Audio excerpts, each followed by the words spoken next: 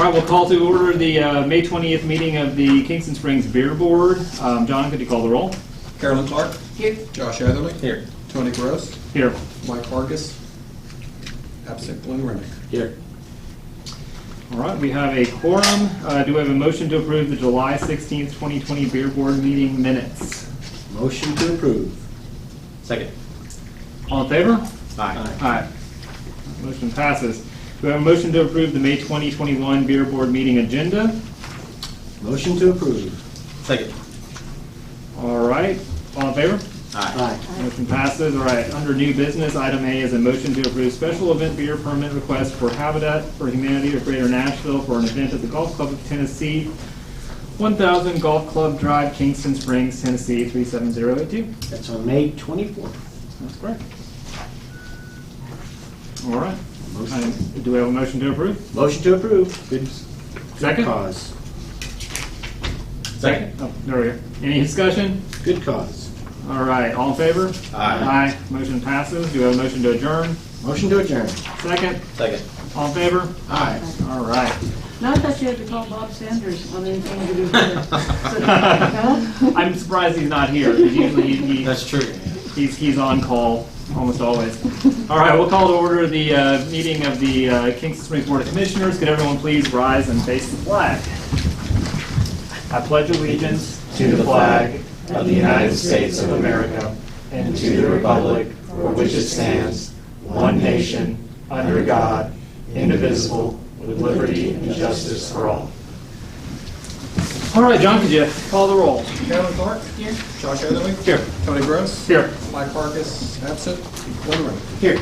All right, we have a quorum. Do we have a motion to approve the April 15th public hearing meeting minutes? Motion to approve. Second. Second. All in favor? Aye. We have a motion to approve the April 15th City Commission meeting minutes. Motion to approve. Second. All in favor? Aye. Passes. Do we have a motion to approve the May 20th, 2021 City Commission meeting agenda? Motion to approve. Second. Second. All in favor? Aye. All right, announcements from commissioners. We'll start with you, Josh. You got anything? I do not. Carolyn? Just want to make an announcement that tomorrow, the third Friday in May, is National Endangered Species Day. Oh, And had a good quote here that nothing is more priceless and more worthy of preservation than the rich array of animal life with which our country has been blessed. And that was from Richard Nixon, who started the EPA. thank you. Glenn?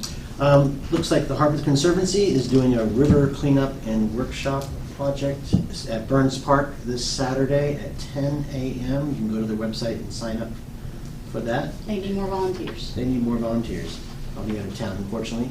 I want to commend the town, John Lawless particularly, on working so hard on working out all this insurance, all these grants, all these funds that we are receiving from all these different resources. Thank you. Thank you. Thank you. All right. Well, he's not here, but my wife also, Joy, she saw Mike and Teresa out picking up trash, and I was supposed to say, hi, Mike. Tell him thank you for the great work they do. I think we've done it before, but they are really great about that. And that stretch of sidewalk there that they do, like I run it all the time, it is spotless.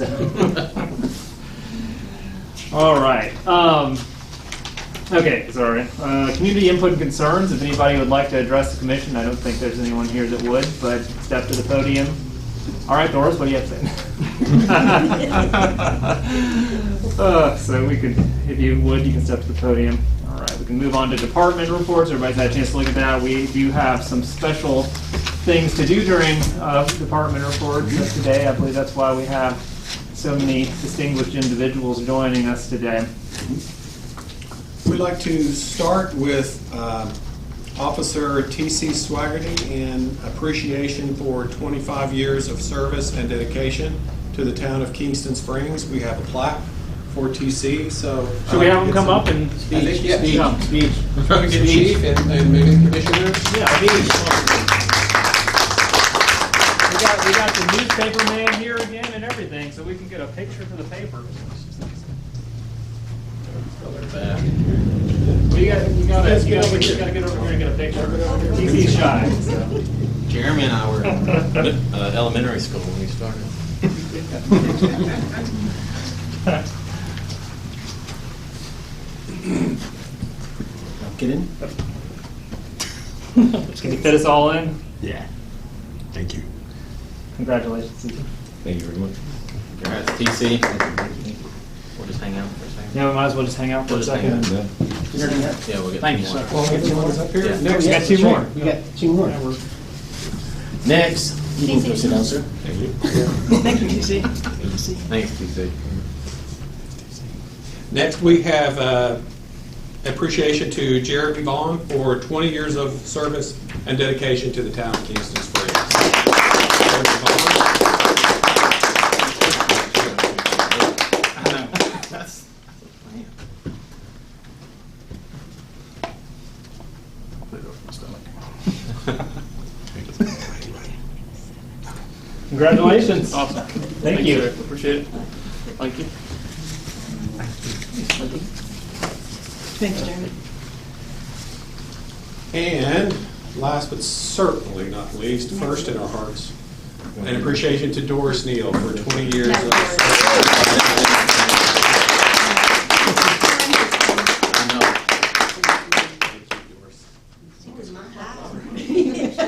I did, yeah. I picked her out. Absolutely. Finally, I get a picture of you. Congratulations. Congratulations. Thank you. Congratulations. Thanks. We have like our 3 like quietest city employees receiving awards today. They're like the introverts on the spot. And y'all are welcome to stay for the meeting, but you are also welcome to go on with your lives, whatever you would like to do. As exciting as it may be. Thank you. Thank you. Thank you. Thank you, guys. Part of the honor is being first on the agenda. Right, yeah, that wasn't. All right. Next, you had a stormwater update for us. And this is an informational item only, but with the heavy spring rains each year, we receive concerns of stormwater drainage primarily from residents in a couple of specific locations, Harpeth Hills Drive and a couple of people on Harpeth Meadows Drive. And I want to let the board know actions that we've taken over the past year, and in some cases 2 years, to see what we could do to remedy these situations. I'll start with Harpeth Hills. Included maps in your packets, but basically the stormwater primarily comes from the Lloyd Lane area, and Harpeth Hills Drive is pretty much at, it's the hollow of the hills, so it receives a lot of drainage from the surrounding area. Water comes from the Lloyd Lane area behind properties, crosses Harpeth Hills, then runs behind more properties on the other side, and then along the factory property, then across Lubin Hills Road, actually underneath Lubin Hills Road, and eventually into the Harpeth River. Our initial thought was to work what we'll call the back end, which is over by the box factory, to clean out that area to help give the water a place to go. But TDOT claims right of way in much of that area, and when we approached TDOT did not want us to, didn't want to allow us permission to do work in that area because it would impact TDEC's decisions, and TDOT did not want to discuss that with TDEC at that time. So then we decided we would then focus on what we'll call the front end of the flow, which is over up Lloyd Lane. And we consulted with the local civil engineer who came out, met with myself, met with Roger Parker, even met with city planner Sharon Armstrong at one time. We looked at the front of Lloyd Lane just to see some introductory potential actions that we could take to remedy the issues. But as we continue to investigate the different options, we're faced with several blue line streams that are in the area. Blue line streams are sometimes above ground, sometimes below ground streams, and those are also included on the maps that were in your packet. And any disturbance of these streams, especially because of the silt potential as the stormwater discharges eventually into the Harpeth, would require permitting from TDEC. So before we put shovels in the ground, we would have to get permitting from TDEC. So in consulting with our city planner on exactly what permitting from TDEC would require from TDEC, She advised that a full set of engineering plans for the complete project of what we would want to do as far as overall stormwater remediation in that area would be required to be submitted to TDEC before TDEC would grant approval for us to put shovels in the ground. So our next step in that area would be then to work with a civil engineer to come up with what the cost would be for a complete set of engineering plans on how to potentially remedy some of that stormwater drainage in that area. So I didn't know if the commission was receiving phone calls as well. I know I do at City Hall, but I just wanted to make sure that everyone was aware of some of the efforts that we have been taking, and those calls have not fallen on deaf ears. It's just a little more complicated than going out and digging a couple of new ditches over there. The same thing is basically with Harpeth Meadows. It's felt by the property owners on some of the property owners on Harpeth Meadows Drive that development on these Kingston Springs roads increases stormwater runoff that comes down the hill and behind some of those houses on Harpeth Meadows Drive that eventually then also goes into the Harpeth River. Last year we worked with TDOT, as TDOT owns East Kingston Springs Road, or SR 249, to improve the culverts along East Kingston Springs Road to help keep the water in those designed stormwater ditches rather than working through to the backs of the houses. Apparently that did not completely resolve the issues, but it's a similar situation as blue line streams run up and down East Kingston Springs Road along the houses, behind the houses where this drainage is occurring, and then eventually into the Harpeth River. So our next step, similar to what we've done with investigating Harpeth Hills, would be to consult with an engineer to see what the potential initial steps would be, and if there are no initial steps that would help alleviate the issue that would not require TDEC permitting, then to see what overall plans for a scope of operation for a project like that would cost as far as developing an engineering plan. So again, didn't know if the commission had received calls. I know I have, but wanted to update everybody on, again, not falling on deaf ears, just a little more complicated than it might look on the surface. So that's it. Petro Road, what is the road, the cul-de-sac? Petro. Petro Road, okay. That, the business on the left side, at the back of that cul-de-sac, was flooded from the last 500-year storm we had. It looked like that area actually held the water and had not gone past that, as if there was some sort of barrier that was preventing water from flowing beyond that, as it backed up considerably off, filling their whole lot there. So yeah, it's a serious situation. Just curious, you said you already met with a civil engineer. Did they say anything on the upstream side? Did they even make any indication that there is anything you can do on the upstream side?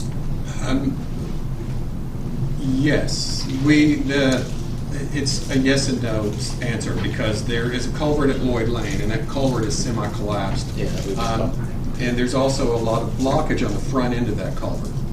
We do have the ability, without interfering with anything that TDEC would be concerned about, to dig some of that blockage out on the front end, but that also presents the issue of, if you dig some of that blockage out on the front end, how is that going to affect everything downstream? And it's once you do something here, once you do something with water here, it affects, it's a daisy chain of situations that it could improve and it could deteriorate as well. So it's sort of a gamble. But Daniel is a civil engineer, and he's out of Pegram. It's Harpeth Civil, and he's very good at what he does. He's very good at explaining complicated issues and situations in layman's terms so people like I can understand. So we'll continue to have discussions with him just to see what options we have. Right, and then you also have a codes enforcement update. I do. We have Mike Armstrong started last week, and we met to discuss processes, how we were going to canvass the town, how we were going to work with our electronic processing system, that kind of thing, and how his approach to codes enforcement is going to be. He was back That was the first of last week. He was back the middle of last week, started visiting properties. We had 6 or 7 complaints in our database, and so Mike and actually Brittany Stanley drove around town, met with a few property owners that were available. He then has also sent out a couple of letters to property owners that were not available. The complaints we have currently are the typical complaints of tall grass. We have some complaints of chickens running on the loose, that type of thing. So he was able to grab some information and contact several of those property owners. He'll be back next week to continue that process and actually dive into some of the complaints that we've had that are maybe a little more long-standing, to then visit those property owners once he is up to speed with the events that have happened in the past. So just wanted to let you know that he has sort of hit the ground. We'll have something out on our Facebook page to explain his hire and what others can expect. He's got a letter that he has, actually a pamphlet that he's put together that in the neighborhoods that he's starting to canvass will distribute to all the property owners to kind of let them know what's going on. Very good. All right, legal updates. Legal updates. There are a few odds and ends that are new laws that have been passed that actually we'll probably be getting to tonight on our park rules and regulations with respect to changes to the ability to ban tobacco-related products and vaping in public spaces where youth are, as well as some slight changes to the firearms laws that we have with respect to our ability to ban people from having firearms in the parks. So we have tried to, in the park rules and regulations that you all have before you tonight, we have tried to incorporate those in there. So I'll discuss those further. Very good. All right, unfinished business. We have a motion to approve donations to the town of Kingston Springs to use towards the new canine officer. Do we have some? We do. We have 2. Yeah. One is Bob Solar. I think he donated $100. Okay. And then the other was Mr. Owen, and it was, I think it was $10,400. Okay. So do we have a motion to approve the acceptance of a donation from Mr. Stoller and Mr. Owen? Motion to approve. Do we have a second? Second. All in favor? Aye. Looks like we're on our way. Getting very close. Very good. Our goal is 17.5, and I think we're 3,000 or 4,000 miles from. So, Gotta go shake some people's pockets. All right. New business is a motion to approve first reading of ordinance 21-005, amending provisions of Title 12, Chapter 3, Section 12-3021, Title 13, Chapter 1, Section 13-105 of the Town of Kingston Springs Municipal Code. This was initially approved as ordinance 21003, but that ordinance did not make it into the updated MTS codification of the municipal code. So because of that, ordinance 21003 has been repealed, and this ordinance is taking its place. Other than the ordinance number, no changes have been made. Okay, very good. Situation where my definition of in the code and MTS's definition of in the code were slightly different. Same. So. All right, do we have a motion to approve? Motion to approve. Do we have a second? Second. Any discussion? All in favor? Aye. All right, motion passes. Item B is a motion to approve Resolution 21-004, authorizing the Town of Kingston Springs to enter into a cooperative purchasing agreement with NPP Gov.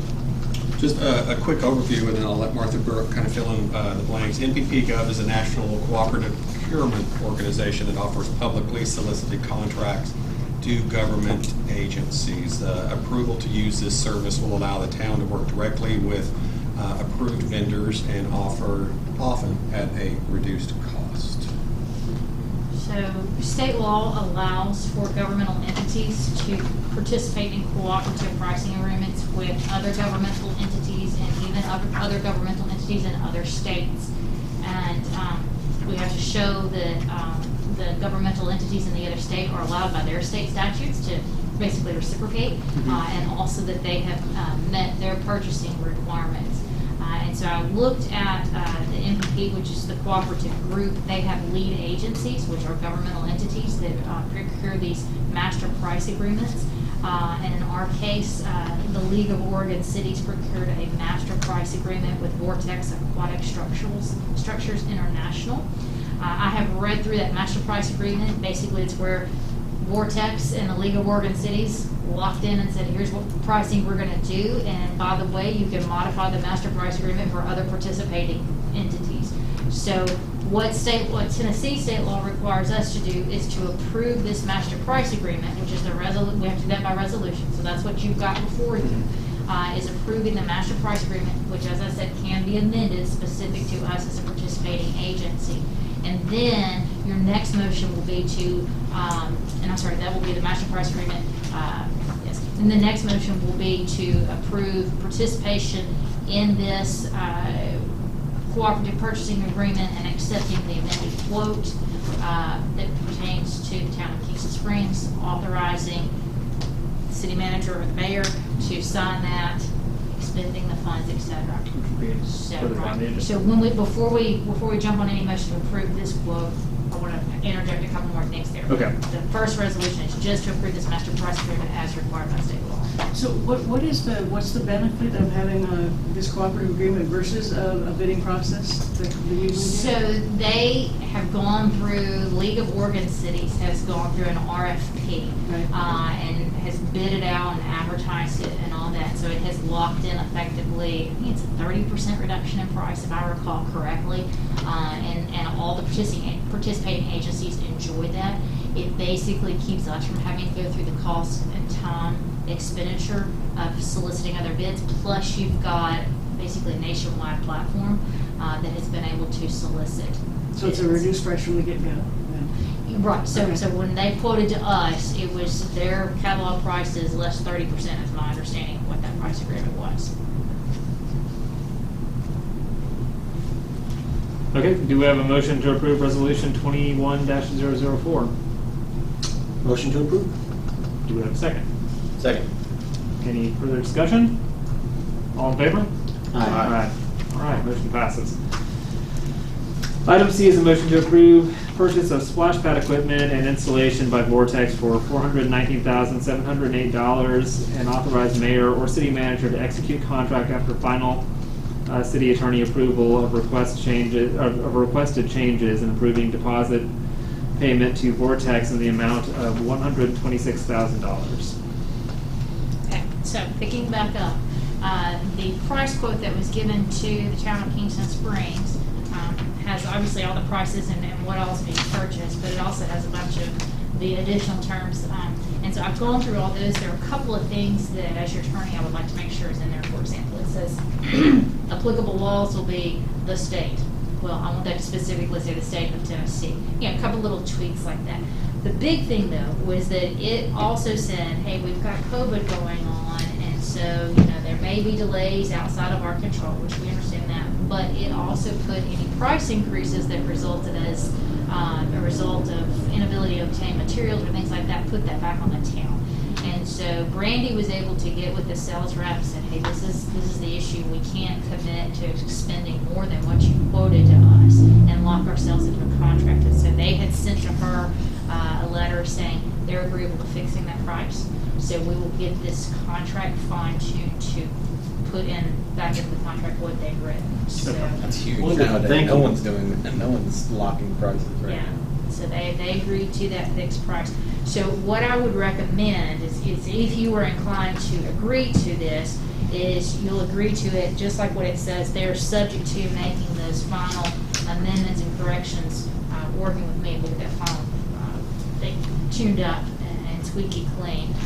And also, and I'm sorry that John, this was my fault. I forgot. You also need to approve simultaneously that us entering into this intergovernmental cooperative purchasing agreement, which is us participating in the MPAA. Okay, so the motion as listed here would be correct. That's right. After final city attorney approval and requested changes. Correct, with requested changes and approving deposit payment to Vortex in the amount of $126,000, and if you would add on it, Which of course falls into the budget amendment. next. Right, because you got to approve the expenditure, then you got to amend the budget. Budget. But then on C, if you would also add and execution of the intergovernmental cooperative purchasing agreement, And execution. which I have read and fine with. And what Okay, you which can- we've already, and we just passed a resolution on that. So, It's slightly different. There's an area difference. You passed the resolution agreeing to the master price agreement, which was the contract between League of Oh, Oregon gotcha. Cities and Vortex. This is us participating with the body that coordinates League of Oregon Cities and everybody else. gotcha, okay. And I've got 2 quick points that I'd like to throw in when you're done, Martha. Go ahead. Okay. The first is that even though Vortex is part of this national cooperative agreement, the staff Brandy and I did entertain 3 different manufacturers and drawn up plans and pricing structures from these 3 different manufacturers. And due to the reputation, cost, equipment quality, Brandy was very diligent in researching and reaching out to different communities and municipalities that used all 3 of these different vendors. Vortex was our choice of all 3. So even if we had gone through a localized bidding process or a localized vetting process or proposals, that would have been our end selection anyway. And also, too, on probably a side note, that in past discussions when we're looking at the splash pad and expansion of the splash pad, we've discussed the logistics of what an expanded splash pad would be as far as more traffic, more people, that kind of thing.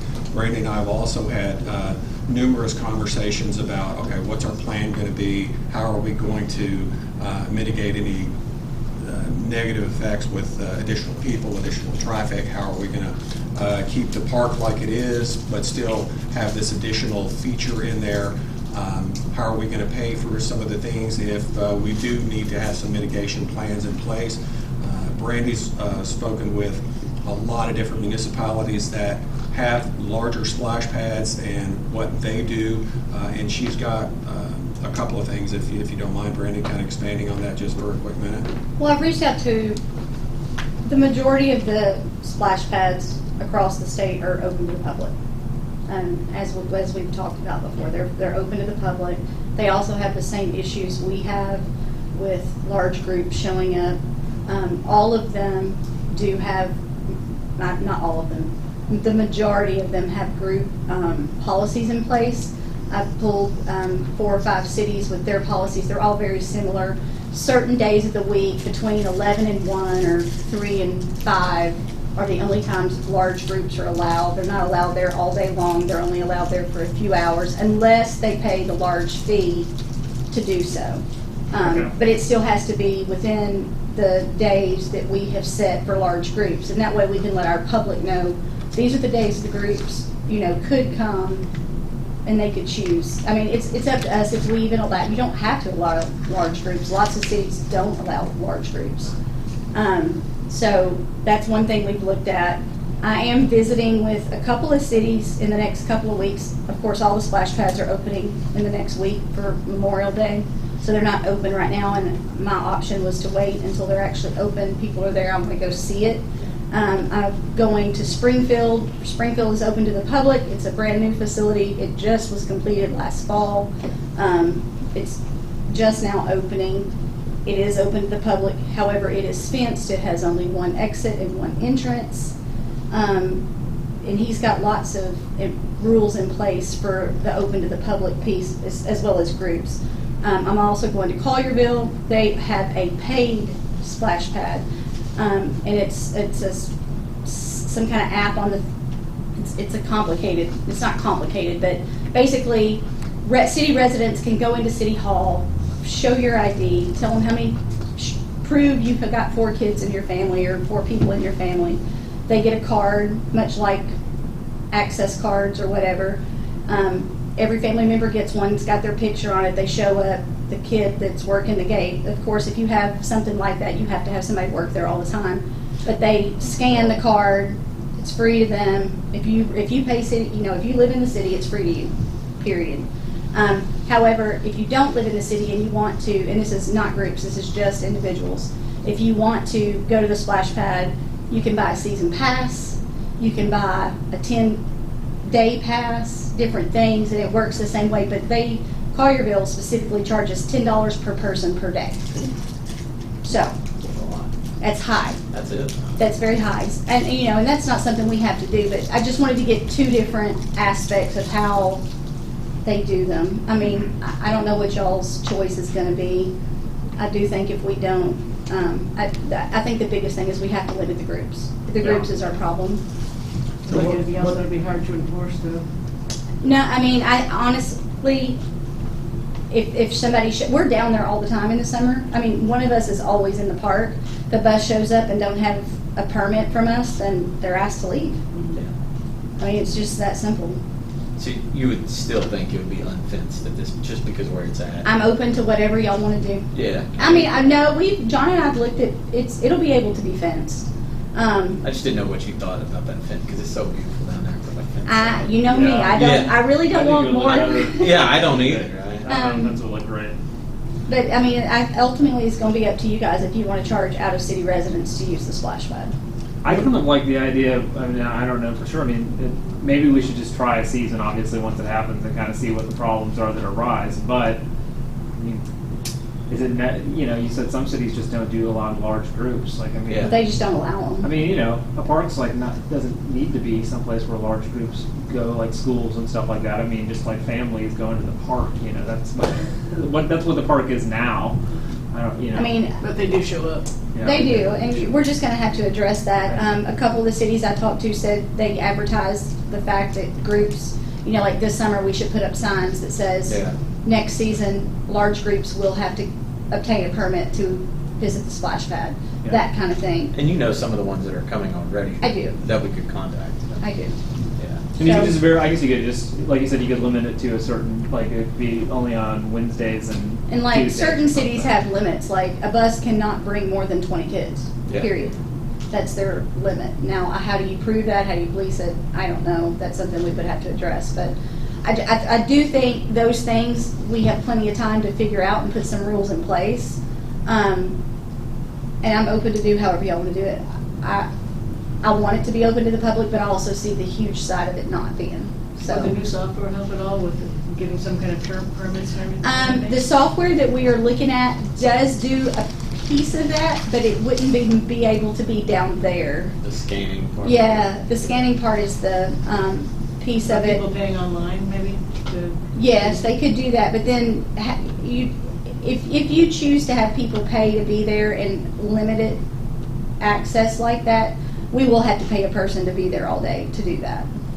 I mean, I hate the idea of too much paying to go to a public park. Yeah. I mean, a public park is for people to go. It's something people can go do and enjoy as a family. And when you start tacking, but I mean, with the large groups, I do. Yeah. But I'm just talking about for like even people that like a family that lives in Pegram coming over here. Like I wouldn't want someone that lives in Pegram to come take their kid over to the splash pad.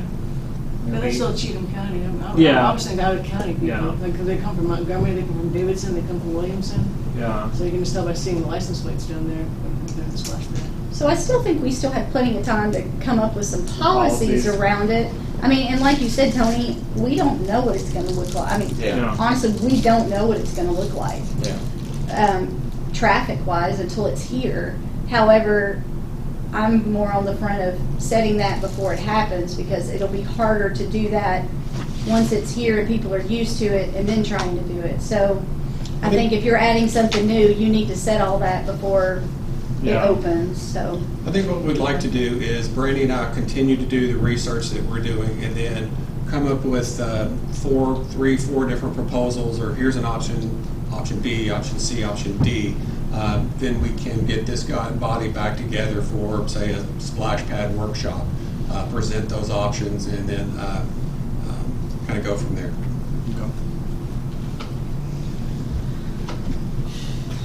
Okay, so we're still on item C, by the way. Correct. We kind of are off on the thing. And so, do we have a motion to approve, and I'm going to try to get this right, purchase of splash pad equipment and installation by Vortex for $419,708, and authorize mayor or city manager to execute contract after final city attorney approval of of requested changes and approving deposit payment to Vortex in the amount of $126,000 and the execution of the intergovernmental cooperative purchasing agreement.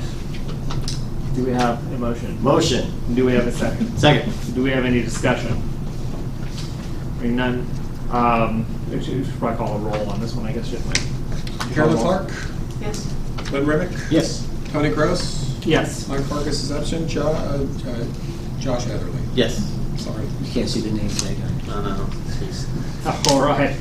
Three sold. All right, motion passes. Item B is a motion to amend the 2021 budget for the following adjustments: $126,000 added to the park department from the funding from the Jake Owen Foundation for the splash pad, $21,374.65 to be added to general revenue to receive payment from insurance company for flood claims, $87,252.53 to be added to sewer revenue, receive payment from insurance company for flood claims. Do we have a motion? Continues on, second page. Oh, sorry, yeah. $6,506.84 to be added to the park department or to cover flood expenses.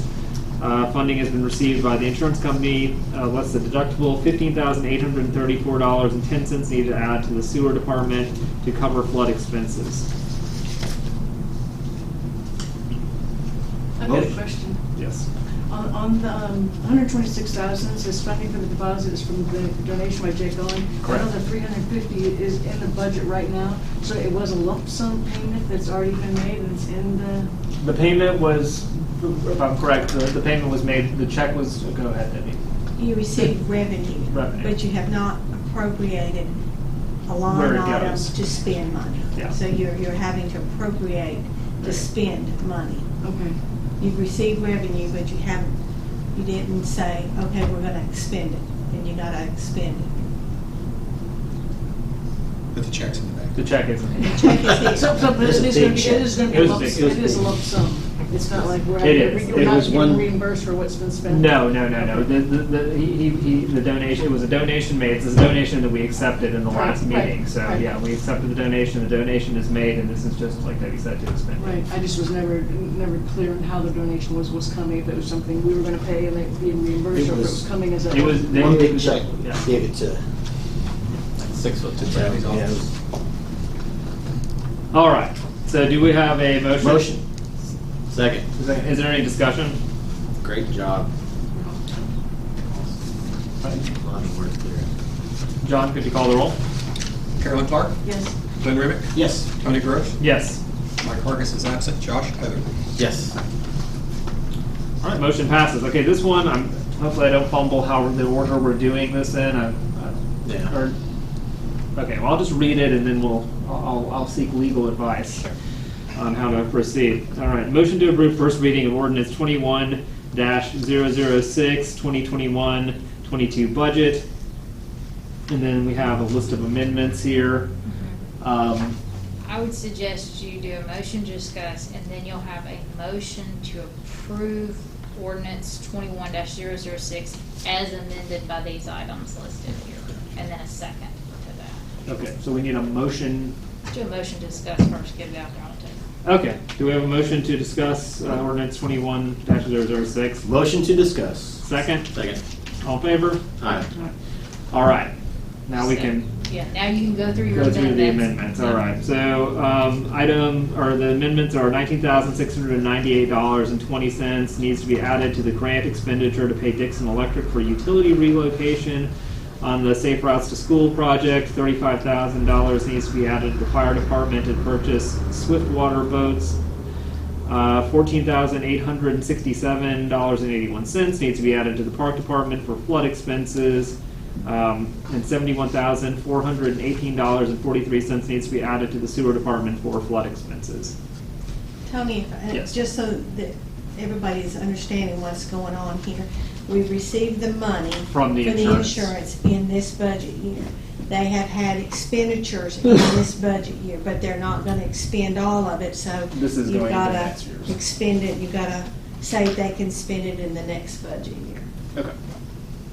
Yes, On the item of the boats, the boats. that money was from over-collected tax in the rural fire district, and that has been deposited to the town. And the cooperative that y'all approved the town purchasing from is also the boats that we were looking at and had an original quote from. They're on that cooperative. But because the time frame, we're asking it to be put In the next year. in the next year's budget to expend. Very good. But the money's here, like, they've already brought the check, so. It's great. Small, much smaller. Much smaller checks. On the boats, I know you said that 35 was for boats and the trailers And the motors. and the motors. Will this also cover training for the It surveyors? does. It For covers non-remote training hauling? for up to 15 people, I believe. I don't have the quote right in front of me, but it also includes the gear, I Oh, does it? believe, Okay. for 8 Okay. firefighters. I So 4 believe for is each what- boat? So, that's included in the quote where we originally got the price, which was just under 35,000. And we did talk to them, and that price is good after July 1st. So, and they're on the cooperative, so that would, and I think that our bid process and the county's is very similar. And the county mayor had said that would be acceptable if we purchased through a cooperative like that. So you may be Is more it familiar than I am. A cooperative with the county, or you're talking about the MPP? MPP. Okay, yeah, so we would just need to look at the specific, each one of those pricing or contracts that they have, Right. I think are different lead agencies, like this one's probably a fire department that's a Right. lead agency, so we'll just need to make sure it hits all the requirements of state statute, approve a master agreement again by resolution, so. Okay. Hopefully they're not in Oregon. Yeah. And that is in many ways separate from what we're doing here, Absolutely. though. So, correct. But good to know. Very good to know. All right, so we have these amendments to the budget to approve the budget on first reading. Do we have a motion to approve the budget on first reading as amended? Motion to approve as amended. Do we have a second? Second. Is there any further discussion? John, would you call the roll? Carolyn Clark, Yes. Glenn Remick, Yes. Tony Gross. Yes. Mike Hargis is absent. Josh Etherly. Yes. All right, motion passes. Item F is a motion to approve first reading of ordinance 21-007, an ordinance amending Title IX Business Peddlers, Solicitors, etc., adding mobile food vending.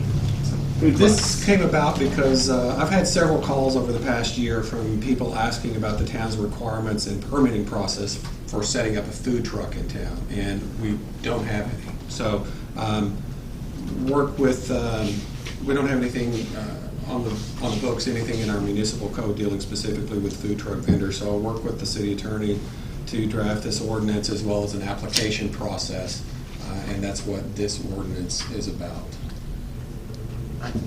Great. I had a question about I was trying to, there's a definition on rallies, and I think there's a maximum of 4, is that correct? Do you remember? I don't remember off the It top of my defined head, rallies, yes. because I couldn't figure out rallies, and there was a maximum of 4, and I thought, well, man, we may have events at some point that we want to have more than More than 4, four, yeah. or something like that. And then I also had a question of a rally. It didn't really say as defined in there. Is a rally predetermined by the city, or, and if so, who are the 4? 6 people, and then we have to vote on 4 of them. And this would that be could get really my intent would be that if there is a town. more than 4. I misread it. It's It's not just 4. It's not limited. A rally is defined as more. It's than more than 4, yeah. So there's no limit then, because I didn't read any other limits. No. But my intent would be that if there was a town-sponsored event, that, like, say, Art in the Park, where we gather food trucks and Art in the Park, then that would sort of be work with North Brook on this, of course, but this would be sort of a separate process of, rather than sort of an independent promoter that wants to set up a food truck park somewhere for a Saturday night, where you've got a bunch of food trucks to Rather come than in. That's independent permits, that would be a food truck rally. full permit. Okay. I was just making sure we weren't limiting ourselves, but I misread that Right. definition. Right. Is there anything else? want to add to this? Carolyn, do you have anything? No. I'm sure you good. Glenn? You? Yeah, I think it's definitely needed. Yeah. Running into this more and more now. All right, do we have a motion to approve on first reading ordinance 21-007? Motion to approve. Second? Second. John, call the roll. Carolyn Clark, Yes. Glenn Remick, Yes. Tony Gross. Yes. Mike Farkas is absent. Josh Heatherly. Yes. All right, do we have a motion to approve first reading of ordinance, ordinance 21-008, amending provisions of the Title 11, Chapter 5, Section 11-504 of the Town of Kingston Springs Municipal Code? So this ordinance amends current provisions related to the town parks, and I'll let Martha Brooke explain a little bit more. This actually came at the suggestion of Commissioner Clark, and she had several suggestions of just kind of tightening up and updating the rules. So I took the existing code section and kind of blended them together. As I highlighted earlier, Section 5, we updated the language about possession of firearms and weapons. If you recall, towns are allowed to ban people from having weapons in the park, except for those persons that are in the big long list of exceptions in Tennessee Code annotated. And that's, for example, law enforcement officers, off-duty police officers, people who can, rightfully have a handgun permit, etc. So I updated our language, and I actually did this so that we wouldn't have to re-update this every single time they changed the laws in Tennessee with respect to handguns. I just said, whoever's allowed to have one under Tennessee law is allowed to have one, otherwise you can't. And so I just kind of put it in a general term there. So, really quickly, just because we discussed this, I guess, last at retreat, really was the last time, but now we are July 1st become a constitutional carry state. So, where does that fall? So if the way I read through all the different ins and outs on that, because it modified several different sections, if you would have been able to have had a handgun carry permit, if you'd met the requirements, etc., then you're not going to be in trouble for carrying a handgun effectively. So basically, anybody. Okay, that's what I just want to make sure. So, I mean, unless you've got like a felon or something like that. So exactly. basically, anybody that doesn't have any of the things that will preclude you from owning a gun. Right. Okay, Right. gotcha. And generally, it'd be felons. Sometimes if you're in a restraining order, you're prohibited in some cases. So, Age. I mean, it's a pretty limited group of people that can at this point. Or okay. All right. I just wanted to see. Okay. Yeah. And so the other one, Biggie, that we changed with respect to changes in state law, it's forgiven me, I'm forgetting the number, number 28. Smoking is prohibited on playgrounds and municipal parks. And then you'll see after July 1st, and that's because that's when state law takes effect, the use of all tobacco products and vapor products will be prohibited in municipal parks and park facilities. And then I used the same definition that was in the state statute. Commissioner Clark had brought up, the state statute actually has broader terms. It also includes greenways and other municipal facilities where youth are present. I thought for our purposes here, since we're just dealing with park rules and park facilities, we needed to limit that rule to municipal parks and municipal facilities. Mm-hmm. If you all chose to, you could do a separate resolution that basically bans smoking and any kind of tobacco product or vaping on any municipal facility that falls within that state statute definition, which would basically be anywhere youth could be present. So. I'd be up for that. I've got a copy of the House bill here, and just I think that'd be good too, because it just makes it gives more heft to the bill. Just like I was reading through our town ordinances on traffic, I'm thinking if you have to write an ordinance that people need to stop at a stop sign, I think it'd be good to have this in ordinance and just give it the instead of just being like you said, a regulation or rule, park rule, it can be a law. Sure. So if the commission is so inclined, then I'd be glad to draft up an ordinance for y'all's consideration to make that particular state law bring it in. It probably would be best to wait till after July 1st. Yeah. To do that. We'll look at that. Okay, to consider that. Do you need a copy of this? I've got one. Thank you, though.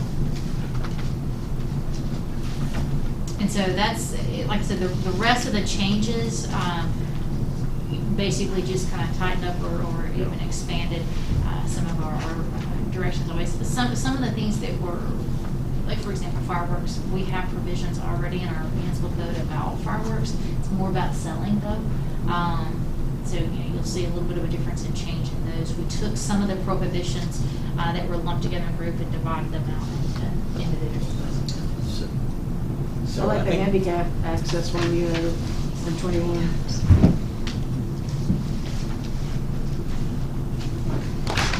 I was going to ask Brandon, we had talked about signage too, because obviously we put this in and no one knows about it. And somebody's down there smoking.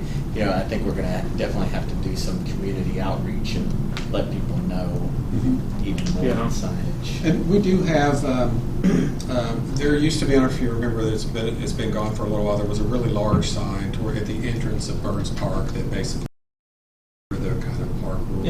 Yeah. That was taken down. Brandy has redone, repainted, they're very nice, look nice now. So those will go back up, and that'll capture a lot of these things. And then smaller signage For around smoking the or park. tobacco. Yeah. Because that wasn't on the original sign. Because I hate it I for don't these. remember if it was or not, but one of the things that, kind of going back to what Brandon was saying earlier, that we try to keep that as natural a space as possible, and we don't have a lot of signs that say you can't do this and you can't do that, just because we enjoy the vista without them. But I think there are ways to get some signage in there that's very natural and kind of state park-like. And maybe even on this one, temporary, just when it goes into effect. You know, because I hate for them to have to enforce this. That's gonna be tough.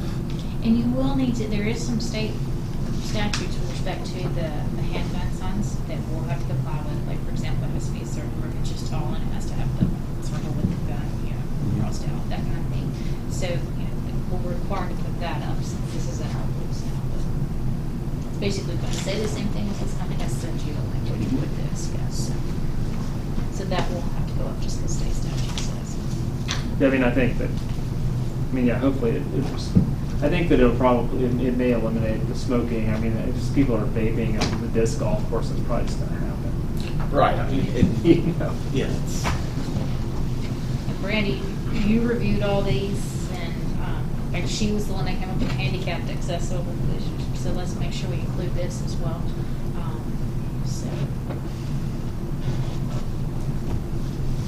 Well, I find everything pretty acceptable personally. Do we have a motion? Motion to approve. Do we have a second? All in favor? Aye. Motion passes. All right, item H is a motion to approve resolution 21-003, approving the Town of Kingston Springs event permit application. In reviewing our documents related to events not sponsored by the town, whether it be a parade, a march, a demonstration, anything like that, we found that the municipal code mentions that a permit is available from the city recorder. However, for the research, we could not find that a permit was really ever created for these types of events. So this ordinance supports the creation of that permit, and I made a permit application that was included in your packet. So those two are tied together, so we will now have a permit for these types of events that will help us regulate them in one way or another. I think that's perfectly acceptable. Do we have a motion to approve resolution 21-003? Motion to approve. Second. All in favor? Aye. Aye. Hearing none opposed, motion passes. Item I is a motion to approve city manager to advertise a request for qualifications for wastewater engineering services. With the projects that we have on the horizon for our wastewater infrastructure, I&I repair, dredging the lagoons, things like that, these are really large projects that myself, for sure, Austin, of course, knows a lot more about these than I do, but neither one of us feel like we're best able to answer all the questions and do everything that we need to do, have the knowledge to really see these projects through, and would like to be able to use the services of an engineer that specializes in this type of work. This is the approval for us to advertise for a request for qualifications for wastewater engineering services on a contract basis. Motion to approve. Who would have second? Second. Go ahead. All in favor? Aye. All right. A motion to select and approve paving bid for Brush Creek Road. Hank? Please. So bids for Ran out of phone resurfacing back. Brush Creek. They were opened yesterday. Of the 4 bidders, the apparent low bidder was Tennessee Valley Paving Company with a total bid of $125,663.75.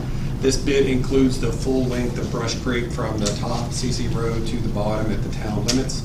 Collier Engineering, who assisted with the bids and will assist with this project as the oversight engineer, approved the bid tabulation. They, as well as staff, recommend accepting this bid from Tennessee Valley Paving. And how soon do they plan to get out there? I told him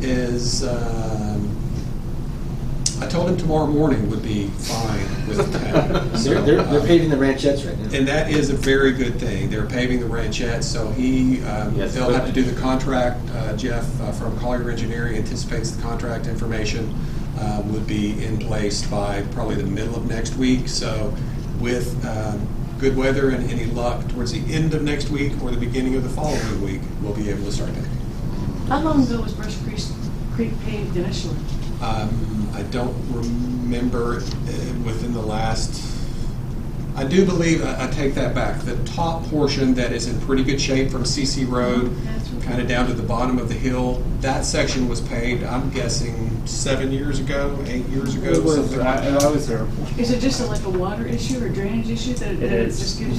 It's not. It's in an awful spot. Are they going to do any mitigation underneath, or can they? Or just strictly paving? Right now, it's strictly paving, but as they get in and they mill the road, then we will assess the culverts that are in there, just to see if there's any kind of collapse or any damage to them. But there's certain areas that's just, they're low-lying areas, because as you know, you go down a hill into that bottom, and there's a lot of watershed down in that area. Other than lifting everything up, there's not a lot that can be done. Okay. All right, well, I'm sure somebody has a motion to approve this. Do we have a second? Second. All in favor? Aye. Aye. Motion passes. Tony, I had a quick question. I'd asked John this, he wasn't here when it was done. Do you remember who paved Mount Pleasant? Are you referring to the fact that it's brown? The pyrite, yeah, the Yeah. rock oxide, the iron oxides, iron oxide, yeah. yeah. So I don't, that wasn't TVP then? don't think, I don't recall. Do you know? I didn't. No.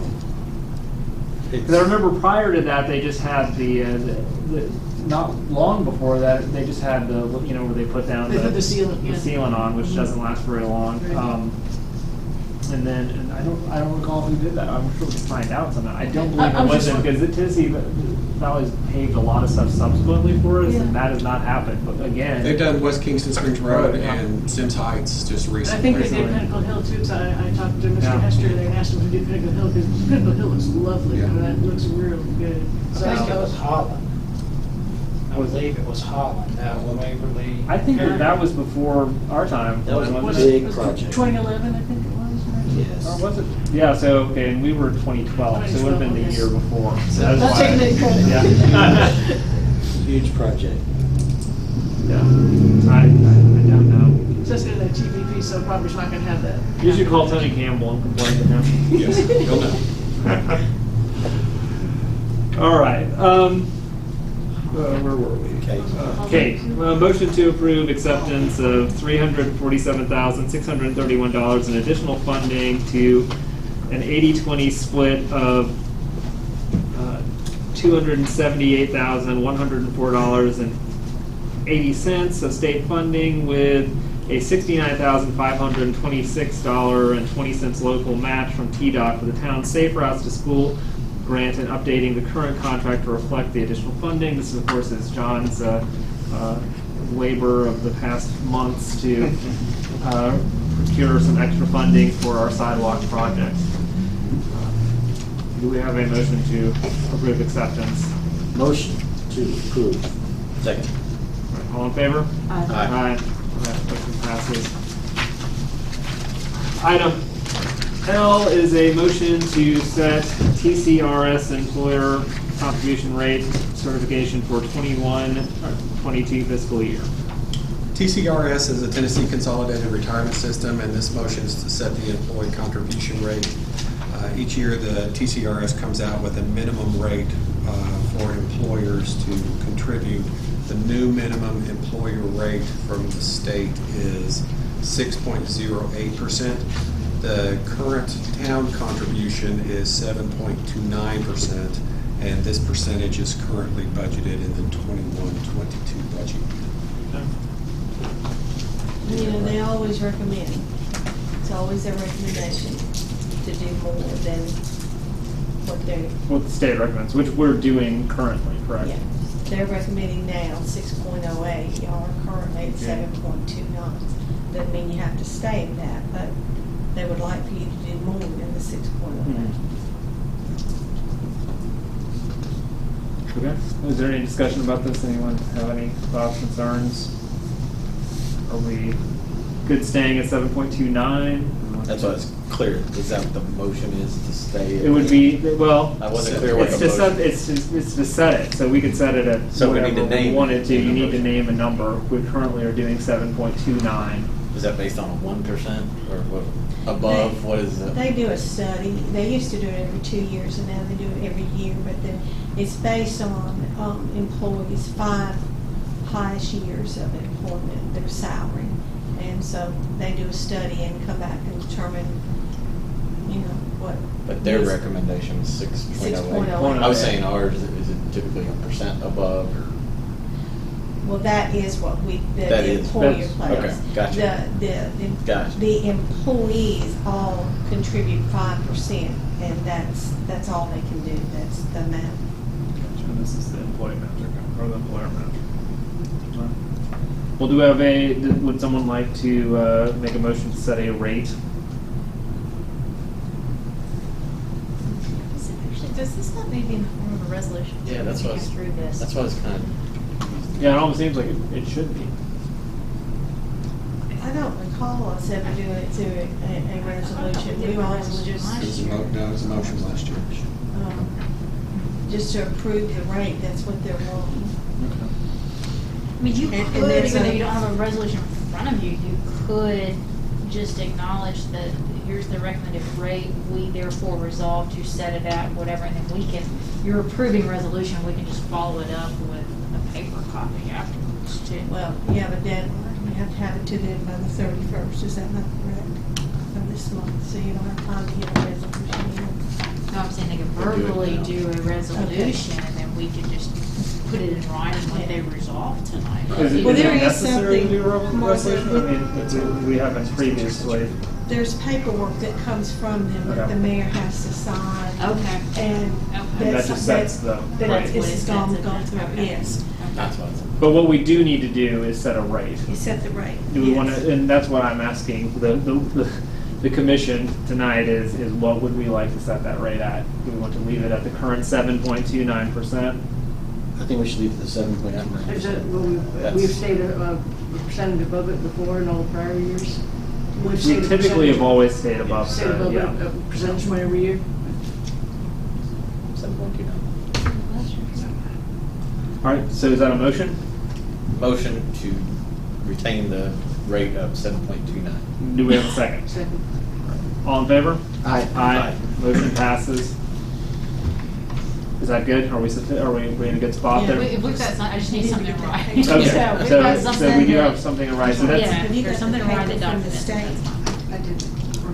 Okay, because Tony, you'll need to come by and sign it. and sign that, because she's got a deadline. Okay, well, I'll see you tomorrow when I'm going to lunch. Okay. If you have it for me at lunchtime tomorrow, we're good. Okay. Whenever lunchtime may be, I don't know. Okay. Item M is discussion and decision on repairing and replacing the pump at Acorn Station. So I sent a document along with their packet. We did receive funding from the insurance company because Acorn Port Station was knocked offline with a recent flooding event. With the insurance company covered $70,489.80 for repair or replacement of Acorn Port Pump Station. So that's our choice. The insurance company cut us a check and said, you'll do what you want to do with them things, as long as we, of course, use it appropriately. So there are two different options on the table. One is to repair the existing station, and the other then is to replace the existing station. And I've got the funding breakdown of what the estimated totals would be, and then I submitted, I think I included in that packet as well, the supporting documents from the different companies that would either repair or replace the station. So for both of these actions, there's going to be a lead time. Right now, we continue to rent an electric pump for about $5,000 a month to get as a bypass until that station can be put back online. But we do need a decision on what direction to take, whether we repair the existing station or whether we replace the existing station. It is, from discussions with Austin, it's going to be the staff's decision as a recommendation that we replace the existing station. You might remember that with that Acorn pump station, it has been a station that we have changed pieces and parts over the last year just to keep it functioning. So it's a station that continually gives us issues. We don't think that, we feel that even though there is going to be additional funding required, this is a golden opportunity for us to have funding from the insurance company that will get us a good chunk of the money that is required to purchase a station rather than trying to repair what we have. What are the respective lead times for each one of them? Do we know? It's estimated that if we were going to repair the station, we would look at about 3 months for pieces and parts to be, because these are not off-the-shelf parts. Most of them still have to be manufactured. Again, with the lead time, as we're looking at the backlog supply chain, it could be double these estimates I'm giving you, but we're looking at 3 months to repair and 6 months to replace. I mean, I know that when we replaced other pumps, 6 months was what it used to be. Yes. Like in the past. Nothing's what it Nothing's used to what be. it used to Right. be. So, Yeah, it very well could be. It could be double. It could be 6 months or 8 months to repair say and a year to replace. You could, And so you're talking another 30,000 in rental on top Yeah. of, or more. fuel or whatever. Yeah. So that's an added cost. But this pump station has Yeah. been, I cannot see repairing this thing. It's been a thorn. To me, I'd say we find the funds to replace it. Like John said, now that we have Yeah. a boost. Mr. Jim. All right, well, Makes sense to Yeah. replace. do we have a motion? Motion to. Not motion. It's a Are we discussion. motion? It's a discussion and decision. You want We need to authorization put that on the to agenda for solicit Okay. next month. bids, is that what? Oh, okay, we can run it. Yeah, so Anybody else we'll, had- yeah, so You'll this, I'm sorry, go ahead, David. You'll have to put it on the agenda for next month before you pass the budget on second reading, Yeah. because this is not appropriated, so you In the budget. Oh, have to okay. add, you have to amend the budget. Amend the budget, yeah. It did say discussion and decision. I mean, by decision, did we need something more concrete? No, I think that if we've got a good direction, then we can put on next month's agenda. Figure out what the pricing's gonna be, get it all Motion sorted to, out. Right, Do you Yes. want authorization to solicit bids? to Yes. go- Okay, so I can we guess. go ahead and do that? Yeah, Yeah. go ahead and do a motion to solicit bids to replace. There we go. Motion to solicit bids to replace the pump station. Do we have a second? Second. All in favor? Aye. Aye. Hearing none opposed, the motion passes. All right. We good? Is that Yes, sufficient thank for you. what you need? Okay. We don't have any surplus items, and then the reminders are, of course, first farmers market is coming up this Saturday, fishing rodeo, June 12th, and summer camps start July 12th and July 19th. How are those going? Oh. They're Oh. really well. I I mean, forgot just to the put a first week, limit we've on. got, I think 10 of the Forgot to put a oldest limit? group, No, I and think we're 7 gonna or 8 have of to the put a younger one limit. already Really? this week. That's so. awesome. Wow. G5? Under other business, Yeah. I just wanted to bring you up to date that I have had one meeting with the Emergency Services Committee in reference to the upcoming fire contracts. Have another meeting June 1st, and that should be when a decision is made. I will tell you that there does not seem to be a hiccup at all in what we had discussed as far as the 2% increase Okay. and remain, continuing on with the contract. There's a couple other issues that's been a little colorful that we're working out, which I'll brief y'all on after the next meeting. Okay, sounds good. But it won't affect the fire contract. Contract at all. Contract. All right. Yeah. Do you have a motion to adjourn? Motion to adjourn. Second? Second. All in favor?